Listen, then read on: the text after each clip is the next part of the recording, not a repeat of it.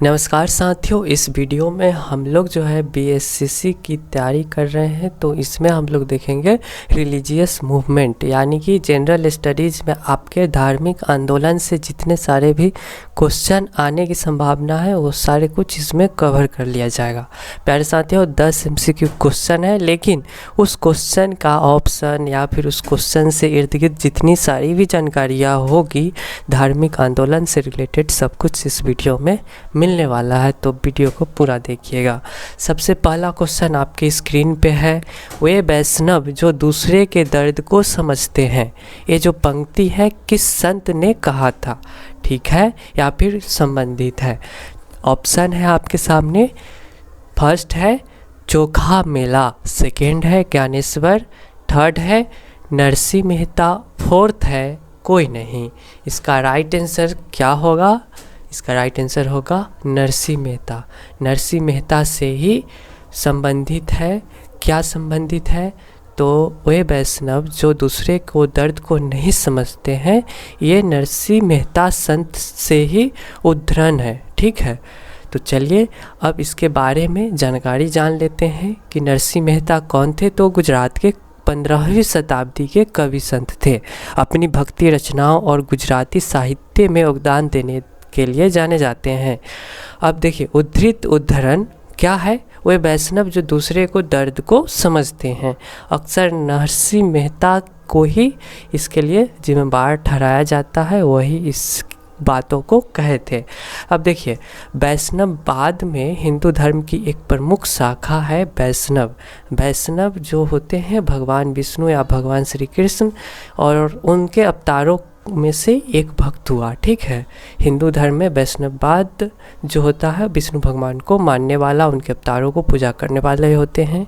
और उनसे ही रिलेटेड एक कवि थे आपके नरसिंह मेहता, और उन्होंने ही इसमें बताया था कि वे वैष्णव जो दूसरे को दर्द को नहीं समझते हैं, तो वो क्या है? दूसरे को धर्म को समझते हैं। दूसरे को धर्म को नहीं समझ, दर्द को नहीं समझने वाला वैष्णव नहीं हो सकता है। ये नरसिंह मेहता जी का कथन था। प्यारे साथियों, तो चलिए अब हम लोग नेक्स्ट क्वेश्चन पे बढ़ते हैं। अगला क्वेश्चन आपके सामने ये रहा, आत्मा के बारे में गुरु नानक देव जी की क्या राय थी? आत्मा आपको पता ही होगा, हम लोग जिस शरीर में जीवित है किसकी वजह से? आत्मा की वजह से। अगर हम लोग मृत कब कहलाते हैं? जब इस शरीर से प्राण निकल जाए, यानी कि आत्मा निकल जाए। तो गुरु नानक देव जी की क्या राय थी आत्मा के बारे में? फर्स्ट ऑप्शन है अमर है, नश्वर है, कोई आत्मा नहीं होता है, आत्मा भ्रम होता है, ठीक है। तो आत्मा जो होता है अमर होता है, ठीक है, अमर इसका राइट आंसर होगा। और सिख परंपरा में बताया जाता है, सिख क्या है, हिंदू धर्म की परंपरा है, आत्मा को अमर माना जाता है। आत्मा कभी भी नहीं मरने वाला एक, क्या कह लीजिए, वस्तु है, ठीक है, एक प्राण है। अब आप कहिएगा कि आदमी जब मर जाती है तो उसकी आत्मा भी तो मर जाती है। नहीं, आत्मा जो है वो तब तक अपना शरीर बदलते रहेगा जब तक कि वह परमात्मा में मिलने ना जाए, ठीक है। परमात्मा ने एक व्यक्ति बनाया, उसमें आत्मा डाल दिए, और आत्मा जो होता है भगवान का ही अंश होता है। तो उस आत्मा को अब धरती पर कर्म भूमि पे तब तक भटकना है जब तक कि वह अच्छे कर्म करके, पुण्य कर्म करके उस आत्मा को परमात्मा में न मिला ले, मोक्ष न प्राप्त कर ले। अब बहुत सारे बच्चे कहते हैं कि स्वर्ग प्राप्त कर लिए, तो वो भी तो बहुत अच्छा चीज़ हुआ, स्वर्ग में ऐशो आराम होगा, लेकिन वो भी मोक्ष से छोटा होता है। स्वर्ग में भी आपका जितना सारा पुण्य रहेगा, उस पुण्य के आप कैलकुलेट करके सुख भोग लीजिएगा, तो फिर आपको धरती पे भेज दिया जाएगा। तो इसलिए सबसे बड़ा जो टारगेट व्यक्ति का होना चाहिए, मोक्ष की प्राप्ति करना, यानी अपने आत्मा को परमात्मा में मिलाना। तो चलिए, वही चीज़ों को बताया गया है कि आत्मा अमर होती है। जैसे शरीर हम लोगों का एक रहता है, उस पर हम लोग कपड़े बदल लेते हैं, ठीक उसी प्रकार से हमारा आज मानव शरीर है, इसकी मृत्यु हो जाने के बाद इसमें से जो आत्मा है वो मरेगी नहीं, वो कोई दूसरा जीव जंतु या फिर व्यक्ति का ही रूप धारण कर लेगा, ठीक है। तो ये सब प्रभु डिसाइड करते हैं, आपके पाप और पुण्य कर्म डिसाइड करते हैं।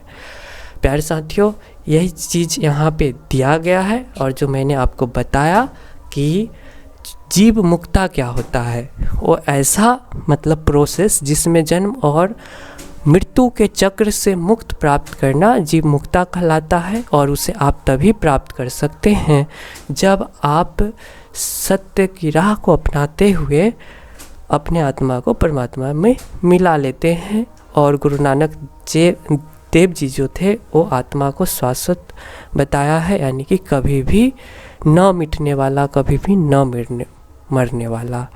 ठीक है, तो यहाँ पे नश्वर तो हो ही नहीं सकती है, आत्मा जो है अमर होती है। नेक्स्ट क्वेश्चन, परंपरा के अनुसार अलवारों और नैनारों की संख्या कितनी है? ये आपका 1263 हो सकता है। 1263 तो आप संख्या है, लेकिन अलवारों क्या है या फिर नैनार क्या होते हैं उसके बारे में जान लीजिए। अलवार जो होता है एक तमिल कवि संत थे जो 6वीं से 9वीं शताब्दी के बीच रहते थे। अलवार भगवान विष्णु की स्तुति में भक्ति मंत्रों की रचना की और दक्षिण भारत के भक्ति आंदोलन में महत्वपूर्ण भूमिका निभाई। ठीक है, तो अलवार जो थे भगवान विष्णु की पूजा पाठ करते थे और भगवान कृष्ण की या फिर उनकी अवतारों को। तो इसकी संख्या कितनी है? 12। ठीक है, और जो नैनार जो थे वो शैव कवि संत थे और इसकी जो शताब्दी का जो पाया जाता है 5वीं से 10वीं शताब्दी में। और शैव यानी कि शिव जी की ये लोग पूजा आराधना करते थे, उनमें अटूट भक्ति रखते थे। तो ये जो नैनार जो है वो भगवान शिव से रिलेटेड है और अलवार जो है वो भगवान विष्णु से रिलेटेड है। और अलवारों की संख्या 12 मानी जाती है और परंपरा के अनुसार 63 नैनारों है, उनमें से सबसे प्रमुख मानी जाती है। ठीक है, तो आप सभी को पता है अलवारों की संख्या 12, नैनारों की संख्या 63। चलिए अब नेक्स्ट क्वेश्चन पे चलते हैं। प्यारे साथियों, 4th क्वेश्चन है, 12वीं शताब्दी में सूती संत ख्वाजा मोइनुद्दीन चिश्ती कहाँ बसे थे? चित्तौड़ में, बुंदेलखंड, अजमेर, कोई नहीं। इसका राइट आंसर हो जाएगा अजमेर। इसका राइट आंसर हो जाएगा अजमेर के वो कवि थे। ठीक है, बस गए थे, कवि तो थे अलग के। देखिए, ख्वाजा मोइनुद्दीन चिश्ती एक प्रमुख सूफ़ी संत थे। सूफ़ी संत बोला जाता है, से मौलवी कह लीजिए, जिन्होंने भारतीय उपमहाद्वीप में चिश्ती साम्राज्य की स्थापना में एक महत्वपूर्ण भूमिका निभाई थी। उन्होंने दुनिया भर में मुस्लिम क्षेत्रों में व्यापक रूप से यात्रा की और हर समय अन्य अन्य महान आध्यात्मिक नेताओं से सीख ली। अपने बाद के जीवन में वो भारत के राज्य राजस्थान के एक शहर अजमेर में बस गए। वहाँ अपना जीवन गरीब एवं दलितों की सेवा के लिए समर्पित कर दिया, जिसकी शिक्षाओं में प्रेम, सहिष्णुता, खुलेपन का बल दिया गया। देखिए, प्रेम, सहिष्णुता और खुलेपन, ये तीनों चीज़ जो होता है मुस्लिम धर्मों में नहीं होता है, औरतों को इससे रोका जाता है, लेकिन ये थे जो इस पे बल दिए, इसे मनाए। तो अच्छे यहाँ पे सूफी संत थे और इनके कारण वो सभी धर्म के लोग इनसे आकर्षित हुए। उनका तीर्थ दरगाह शरीफ, ठीक है, अजमेर में स्थित है। दरगाह शरीफ बहुत ही चीज़ है, ऐसा क्वेश्चन है जो आपके बार बार आते जाते हैं, आपसे भी पूछा जाता है। यूपीएससी एग्ज़ाम सब में भी इन सब चीज़ों के बारे में पढ़ना होता है। तो दरगाह शरीफ किसका मतलब था तीर्थ? तो ख्वाजा मोइनुद्दीन चिश्ती का था। ठीक है, यहाँ पे मुसलमान और अन्य धर्मों के लोग जो है महत्वपूर्ण तीर्थ स्थल है, मुसलमानों के लिए ही है, अन्य धर्म के जो लोग होते हैं। तो चलिए, हिंदुओं के लिए तो बोला जाए कि आपके पास तीर्थ स्थलों की कमी थोड़ी है जो आप अपना धर्म को छोड़ करके किसी अन्य धर्म में जाते हैं। तो कोई अन्य धर्म होंगे हिंदू धर्म के, सनातन धर्म के अलावा, वो लोग जाते होंगे, और हिंदू जो जाते होंगे वो तो मूर्ख है। तो चलिए, उस क्वेश्चन को हम लोग देख चुके हैं, अगले क्वेश्चन की तरफ बढ़ते हैं। मध्यकालीन इतिहास के संदर्भ में तेवरम, ठीक है, तेवरम और तिरुवक्कम शब्द से आप क्या समझते हैं? मध्यकालीन इतिहास के संदर्भ में ये जो शब्द है आपका तेवरम और तिरुवक्कम शब्द, उससे आप क्या समझते हैं? क्या भूमि मापन उपकरण होता है? नैनारों के गीतों का संकलन, काली मिर्च, विजयनगर साम्राज्य में स्थानीय कलाकारों द्वारा प्रस्तुत नाटक। ये जो है वो नैनारों के गीतों के संकलन है। नैनारों आपको तो पता है कि क्या होता है, तो जो भगवान शिव जी की पूजा आराधना करते हैं, ठीक है। तो 63 नैनार हुए, इसमें सारा जाति बताया गया है। 12 अलवर होते हैं, ठीक है, उसके बारे में भी बताया गया है। नैनार और अलवरसी में अंतर क्या है? नैनार और अलवरसी में अंतर क्या है? तो सर्वशक्तिमान शिव और उनके अवतारों की नैनार द्वारा पूजा की जाती है, उन्हें समर्पित किया जाता है, जबकि दूसरी ओर विष्णु और उनके अवतार भगवान कृष्ण की तरह अलवर द्वारा पूजा और समर्पित थे। नैनार 6ठी से 8वीं शताब्दी के बीच स्थित थे, आधुनिक शोधकर्ता मानते हैं, और अलवर जो है वो आपके 5वीं से 10वीं शताब्दी ईस्वी के बीच माना जाता है। यही सब अंतर है, ठीक है। अब भजनों को राजा चोल प्रथम के मुख्य पुजारी नव्यनदयानंदर नावी द्वारा तिरुमुरई नामक पुस्तिकाओं के अनुक्रम में प्रवर्तित किया गया था, जबकि दूसरी ओर अलवर के भजनों को दिव्य प्रबंधन में संकलित किया गया था, एक एकल खंड जिसमें उसके सभी भजन शामिल है। नैनार के कुछ महत्वपूर्ण विद्वान के नाम जान लीजिए। तिरु नीलकांत, ठीक है, नैनार के जो कि भगवान शिव को मानने वाले के महत्वपूर्ण विद्वान कौन है? तो तिरु नीलकांत, बिरल मिंडा, मेईपोरुल, अमरानिधि, एरी पाथर और एना थिनथर, ठीक है। ये साउथ का नाम है, तो इसलिए थोड़ा सा उच्चारण में आसान भाषा में नहीं है।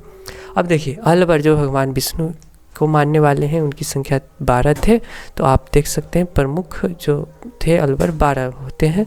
तो उसके जो महत्वपूर्ण विद्वान थे श्री अंडाल, थिरुपपन अलवर, नम्न लवार, थिरु माझी साई अलवर, कुलेशेखर अलवर, ये सभी नामें हैं, इसे आप सभी देख लेंगे। प्यारे साथियों, नेक्स्ट क्वेश्चन क्या है? गुरु पर्व सिख धर्म के सबसे पवित्र त्योहारों में से एक है, जिसे निम्नलिखित में से किसकी जयंती मनाने के लिए मनाया जाता है? तो गुरु पर्व जो होता है सिख धर्म का सबसे पवित्र त्योहारों में से एक है, और ये जो है मनाया जाता है गुरु नानक देव की जयंती के अवसर पे, ठीक है।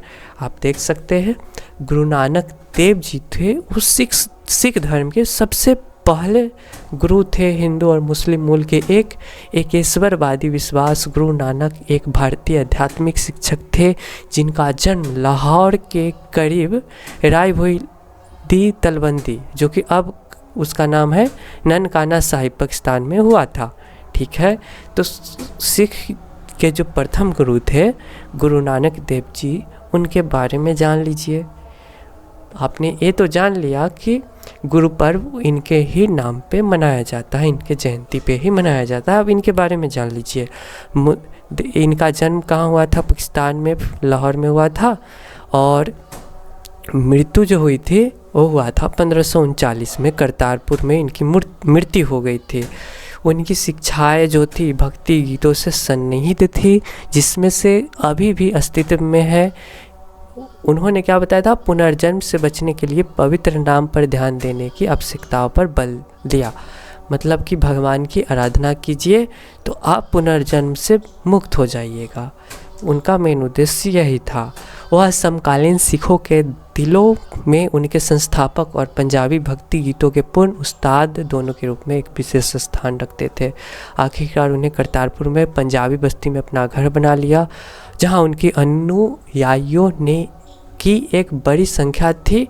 वहाँ पे उन्हें फॉलो करने वाले बहुत थे। उन्हें सिखों के पहले गुरु के रूप में मान्यता मिली।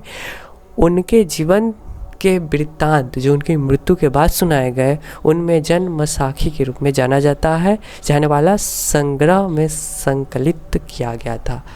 अब देखिए, गुरु नानक देव जी के बारे में जान लिए कि वो सिख के प्रथम गुरु थे सिख धर्म के। अब गुरु अमरदास जी के बारे में जान लीजिए। ये सिख के तीसरे गुरु थे, ठीक है। इनका जन्म मृत्यु कब हुआ तो 1522 से 1574। गुरु अमरदास जी जो कि जन्म उनका 1400 बताया गया है कि 1489 ईस्वी में खुड्डुर में, और मृत्यु जो हुआ था 1574 में गोइंदवाल में हुआ था। अब यहाँ पे जो तीसरे गुरु जो बने थे वो 1522 से 74 तक बने थे, और उनका जन्म जो हुआ था 1489 में ही हुआ था, और मृत्यु तो 1574 तक ही हुआ था, जब तक वो यहाँ पे तीसरे गुरु थे सिख धर्म के। 73 वर्ष की वृद्धावस्था में यह नाम दिया गया था। क्या नाम दिया गया था? गुरु अमरदास। वह पंजाब के प्रशासनिक ज़िले बनाने वाले और सिख धर्म को बढ़ावा देने के लिए मिशनरी प्रयासों का समर्थन करने के लिए प्रसिद्ध है। वह अपने ज्ञान धर्मपरायणता के लिए अत्यधिक सम्मानित थे। यह बताया गया है कि यहाँ तक कि मुग़ल सम्राट अकबर ने भी उनकी सलाह मांगी और सिखों के जाति मुक्त लंगर में भोजन किया। देखिए, लंगर बहुत ही बेहतरीन यहाँ पे ऐसा माध्यम है कि वहाँ हमेशा मुफ्त में भोजन कराया जाता है, और कभी भी वहाँ पे भगवान की कृपा है कि वहाँ पे जो धन्य धान्य है भोजन की कमी नहीं होती है।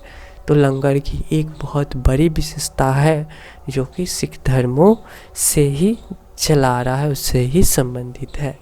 गुरु तेग बहादुर जी के बारे में जान लीजिए। और 9वें सिख गुरु थे। गुरु तेग बहादुर जी 9वें सिख गुरु थे, और उनका जन्म जो हुआ था 1621 में अमृतसर पंजाब में हुआ था, और मृत्यु जो है वो हुआ था दिल्ली में 11 नवंबर 1675 ईस्वी में। यानी कि कुल कह लिया जाए तो मात्र 54 वर्ष ही वो जीवित रह पाए। और वो जो गुरु बने थे 9वें सिख गुरु, वो 64 से 75 तक यानी कि 11 वर्षों तक वह गोविंद सिंह के पिता थे। गुरु तेग बहादुर जी थे, वो गोविंद सिंह के पिता थे। और गुरु गोविंद सिंह के बारे में आप लोग तो खूब जानते हैं। और गुरु गोविंद सिंह जो थे वो 10वें गुरु थे। गुरु गोविंद सिंह के बारे में जान लीजिए। गुरु गोविंद सिंह, जिन्हें गोविंदरी के नाम से जाना जाता है, 10वें और अंतिम व्यक्तिगत सिख गुरु रहे। कब से कब तक रहे? तो उनके पिताजी थे तेग बहादुर जी, उनकी मृत्यु 1675 में हुई थी, तो उन्होंने तब से लेकर के 1708 तक वो यहाँ पे सिख के गुरु बने।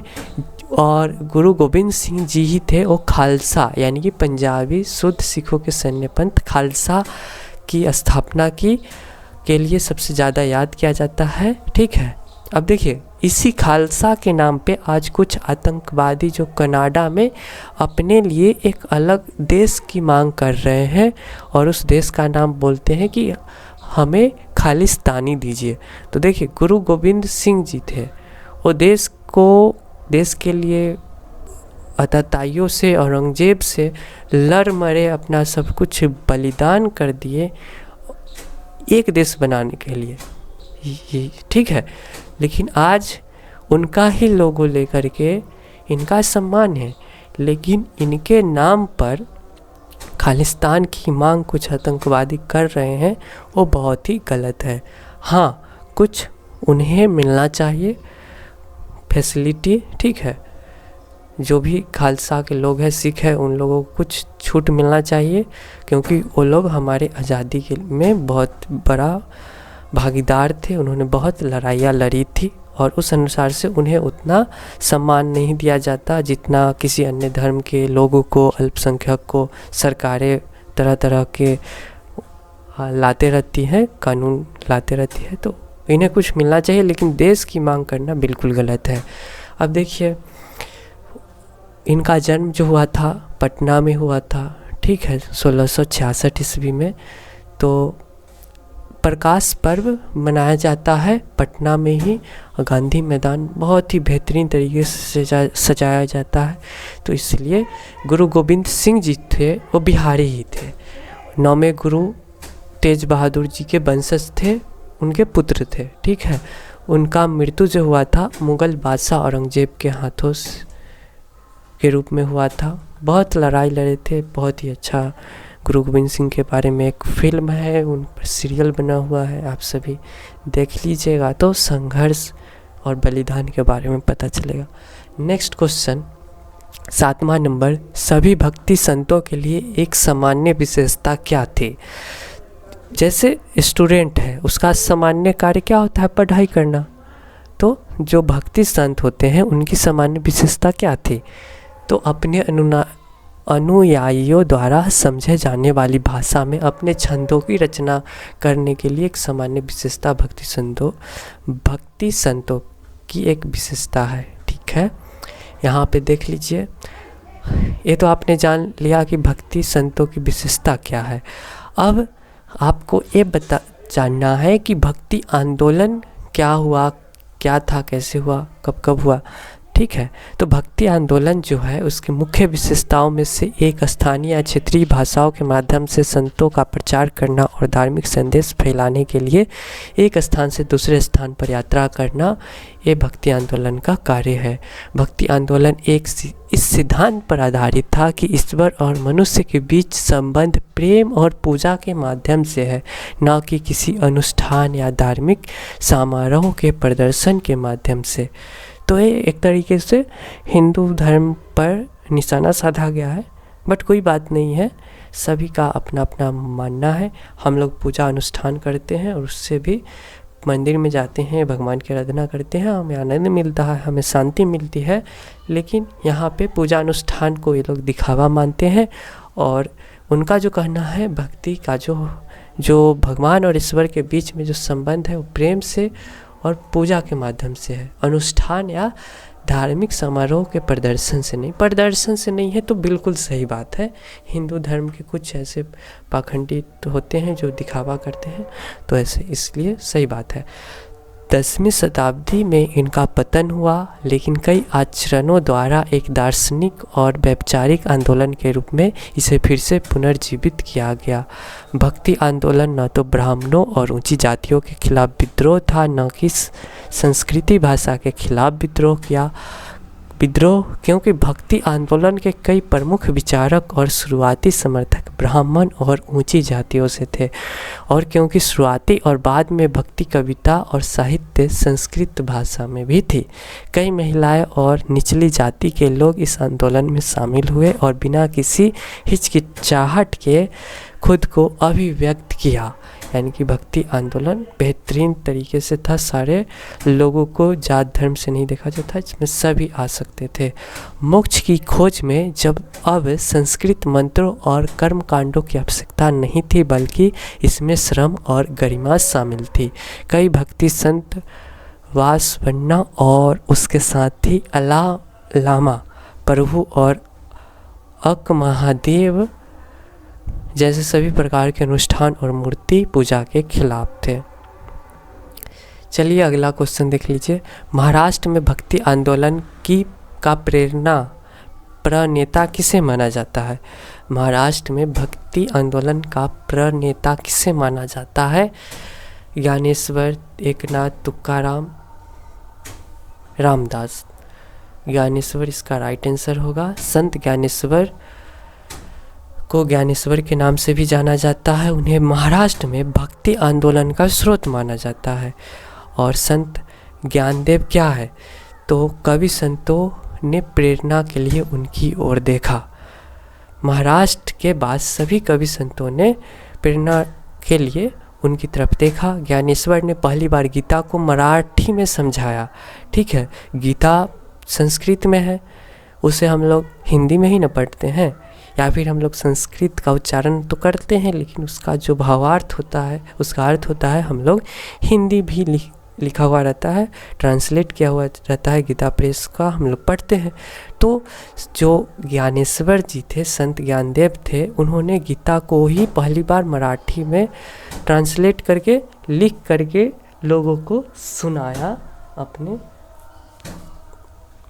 कथा अनुसार भी। ठीक है, तो इसलिए ज्ञानदेव को बहुत ही बेहतरीन संत के रूप में माना जाता है। अब देखिए,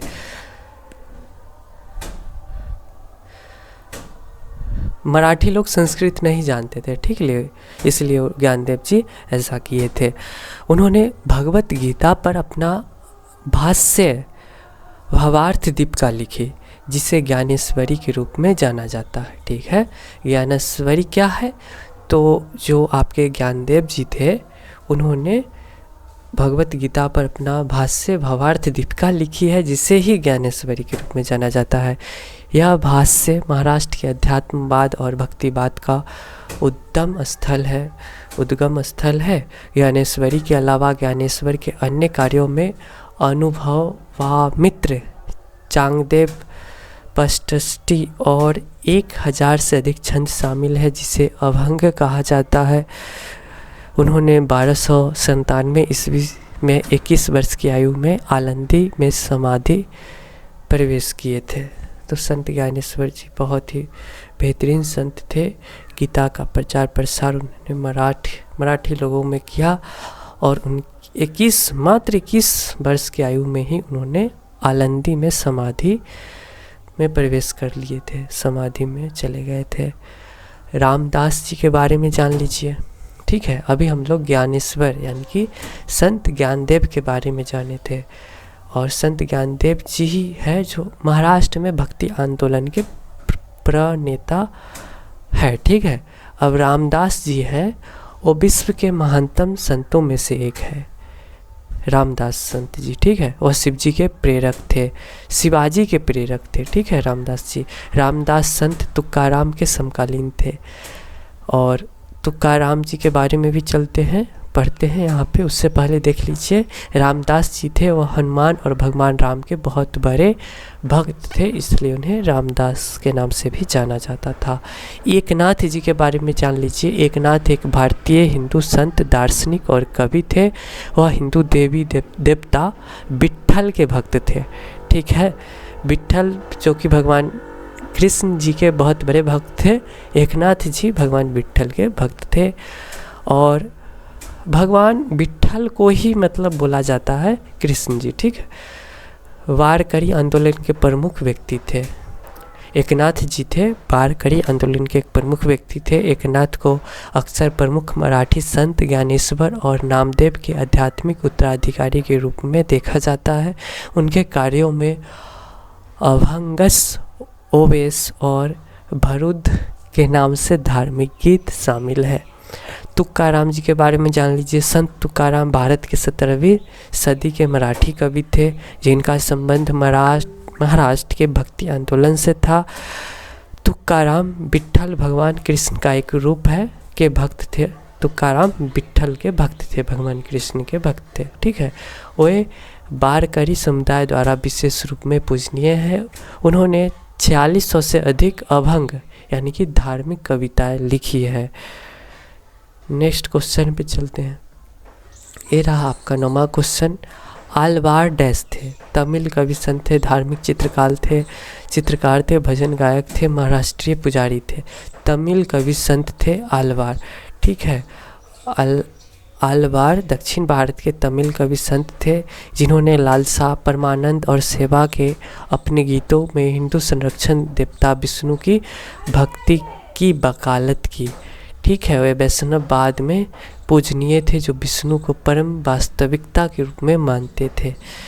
परंपरागत रूप से अलवारों को 2200 ईसा पूर्व से 2700 ईसा पूर्व के रूप में माना जाता है, ठीक है। और रूढ़िवादी रूप से अलवारों की संख्या 10 थी, लेकिन ऐसे अन्य संदर्भ भी है जिसमें अंडाल, मधुर कवि अलवार शामिल है, तो कुल संख्या 12 बनती है। अंडाल 12 में से एकमात्र महिला अलवार थे। अलवार यानी कि भगवान विष्णु जी को सर्वस्व मानने वाला, और उसमें एक जो 12 प्रमुख माने जाते हैं अलवारों की संख्या, उसमें एक थे अंडाल। अंडाल एक महिला थी, और ये जो अलवारों में एकमात्र महिला थी। 11 आपके पुरुष थे, भगवान विष्णु की पूजा करने वाले। इसलिए हम लोग क्या निष्कर्ष निकालते हैं, तो अलवार जो है वो तमिल कवि संत है, ठीक है। अब जो अन्य ऑप्शन था आपका धार्मिक चित्रकार, उसके बारे में जान लीजिए। भारतीय चित्रों की जड़ें सिंधु घाटी सभ्यता से जुड़ी हुई है। उस समय के लोगों में कलात्मक प्रतिभा अजंता और एलोरा की चित्रों से स्पष्ट होती है। भारतीय चित्रों ने विस्तारित भित्ति सतह से पांडुलिपि के लघु आयाम तक एक लंबा सफ़र तय किया है। भारत में चित्रकला के प्रमुख स्कूल मेवाड़ चित्रकला स्कूल, थंका चित्रकला स्कूल, पहाड़ी चित्रकला स्कूल थे। तो धार्मिक चित्रकार के बारे में भी आपने जान लिया कि यह सिंधु घाटी सभ्यता से जुड़ा हुआ है। भजन गायक जन भारत में एक पवित्र कला थी। चूँकि भारत एक उपमहाद्वीप था, इसलिए बहुत सारे पवित्र गायक मौजूद थे। चैतन्य महाप्रभु बंगाल क्षेत्र में कृष्ण भजन के लिए प्रसिद्ध थे। मध्यकालीन भारत में भक्ति आंदोलन के दौरान नामदेव, एकनाथ, मीराबाई प्रमुख भजन गायक थे। तो भजन गायक में आप लोग जान लीजिए, चैतन्य महाप्रभु कृष्ण जी की भजन गाते थे। बहुत ही अच्छे अच्छे भजन उन्होंने लिखे हैं। अब नामदेव, एकनाथ और मीराबाई को कौन नहीं जानता है, ये लोग भी भजन गाते थे। और मीराबाई तो भगवान श्री कृष्ण को ही सब कुछ मानते थे। अब देखिए थर्ड ऑप्शन था या फिर लास्ट, महाराष्ट्रियन पुजारी। ये जो महाराष्ट्रियन पुजारी नाम से ही जाना जाता है कि मराठों की धार्मिक कला का स्रोत महाराष्ट्र था। नामदेव, तुकाराम, रामदास और चोखा मेला महाराष्ट्र के प्रसिद्ध पुजारी और संत थे। तो ये सब चीज़ें हम लोगों ने देखा, ठीक है। क्वेश्चन क्या था उसे आप मत भूलिएगा। अलवार जो होते हैं तमिल कवि संत होते हैं। नेक्स्ट क्वेश्चन आपके सामने है, किस भक्तिकालीन संत ने पहली बार अपने उपदेश में हिंदी भाषा का प्रयोग किया? तो भक्तिकालीन संत थे, वो लोग हिंदी भाषा का प्रयोग नहीं करते थे, लेकिन आपको वही नाम बताना है कि कौन ऐसे संत थे भक्तिकालीन संत जिन्होंने हिंदी भाषा का प्रयोग किया था अपने उपदेश में। कबीर, तुलसीदास, रामानंद, दादू। इसका राइट आंसर होगा रामानंद ही होगा, ठीक है। रामानंद इसका राइट आंसर होगा। रामानंद ने अपने उपदेशों में से पहली बार हिंदी भाषा का प्रयोग किया था। भक्ति आंदोलन की शुरुआत मध्यकालीन में दक्षिण भारत के अलवारों और नैनारों ने की थी। इस आंदोलन को दक्षिण भारत के उत्तर भारत में रामानंद द्वारा 12वीं शताब्दी की शुरुआत में लाया गया था। तो 12वीं शताब्दी होता है वही आपका भक्तिकालीन के रूप में जाना जाता है। तो भक्तिकालीन में सबसे पहले हिंदी भाषा का प्रयोग जो थे वो रामानंद जी ने ही किया था। रामानंद के गुरु का नाम राघवानंद था। उन्होंने उत्तर भारत के रामानुजाचार्य की भक्ति परंपरा को लोकप्रिय बनाया। रामानंद संस्कृत के विद्वान थे। उन्होंने संस्कृत में अनेक ग्रंथों की रचना की, पर उन्होंने अपनी शिक्षाओं और विचारों का जनसभा हिंदी प्रचार प्रसार किया। तो रामानंद जी संस्कृत भाषा के विद्वान थे ही, लेकिन उन्होंने जो भी शिक्षा को प्रदान किया, विचारों को जनसभा में बताया, वो हिंदी भाषा में बताए।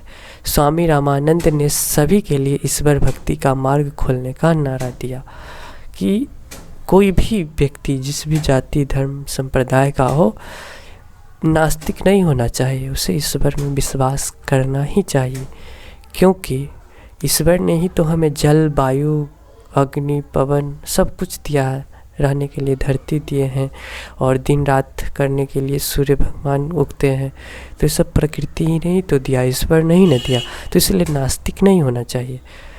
अब हम लोग देखते हैं कबीर जी के बारे में, ठीक है। इस क्वेश्चन को आप लोगों ने देख लिया कि भक्तिकालीन संत ने पहली बार हिंदी भाषा का प्रयोग किए थे तो रामानंद जी थे।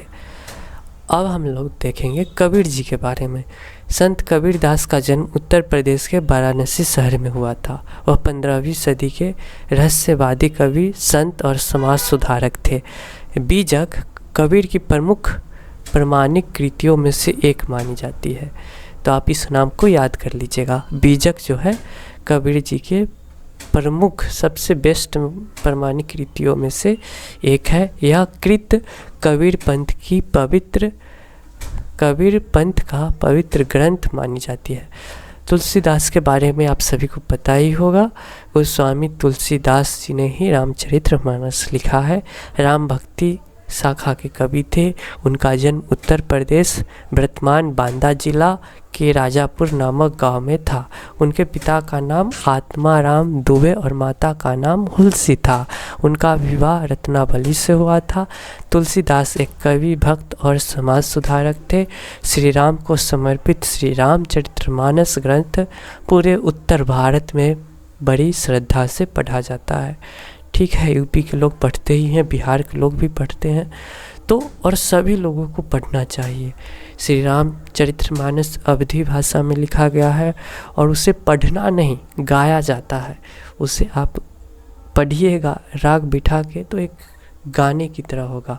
और आप सभी चाहे तो YouTube पे सर्च कर लीजिएगा श्री रामचरितमानस, वहाँ पे पूरा गाना की तरह रामचरितमानस को पूरा एपिसोड बना हुआ है, A to Z। बहुत सारे गायक उन्हें गाए हुए हैं। तो रामचरितमानस से व्यक्ति जो है वो भगवान का, उसे गायन करने से, उसे सुनने से भगवान राम का तो प्रिय बन ही जाता है। ठीक है, अब दादू के बारे में जान लीजिए। दादू दयाल हिंदी भक्ति काल के ज्ञानश्रयी शाखा के प्रमुख संत कवि थे। उन्होंने दादू पंथ नामक संप्रदाय की स्थापना की। उन्होंने अपना अधिकांश जीवन राजपूताना में बिताया। हिंदू धर्म और इस्लाम के सामंजस्य स्थापित करने के लिए कई छंदों की रचना की। उनके 52 प्रमुख शिष्य थे, जिसमें गरीब दास, सुंदर दास और रज्जब प्रमुख थे। तो ये सब चीज़ आपने देखा। क्वेश्चन क्या है, तो भक्तिकालीन संत के में हिंदी उपदेश के वक्त हिंदी भाषा का प्रयोग करने वाले पहले संत थे भक्तिकालीन संत रामानंद जी थे। तो प्यारे साथियों, इस वीडियो में इतना ही। भक्ति आंदोलन से रिलेटेड, धार्मिक आंदोलन से रिलेटेड अब सारे क्वेश्चन को आप बना के आइएगा। तो वीडियो को लाइक कर दीजिएगा। ऐप पे हैं तो बहुत अच्छी बात है। ठीक है, धन्यवाद।